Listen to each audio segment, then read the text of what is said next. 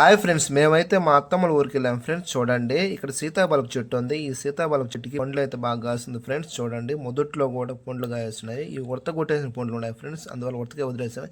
ఇక్కడ చాలా పండ్లు అయితే కాస్తుంది ఫ్రెండ్స్. మనం అయితే కొన్ని పండ్లు ఇంటి దగ్గర తీసుకెళ్దామని చెప్పి కొన్ని పండ్లు అయితే కోసాం ఫ్రెండ్స్. అయితే మా అత్తమ్మ మాత్రం చెట్లు మాత్రం బాగా వేస్తుంది ఫ్రెండ్స్. అన్ని రకాల చెట్లు వేస్తుంది. ఇది మనకైతే ఒక పండు దొరికింది. మన ఇది టేస్ట్ ఎట్లుందో చూసి చెప్తాం, ఒకసారి చూడండి.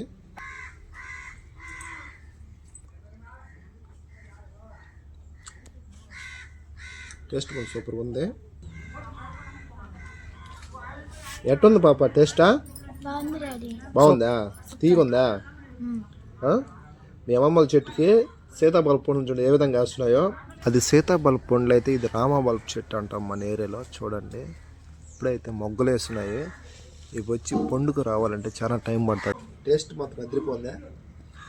Okay friends, bye.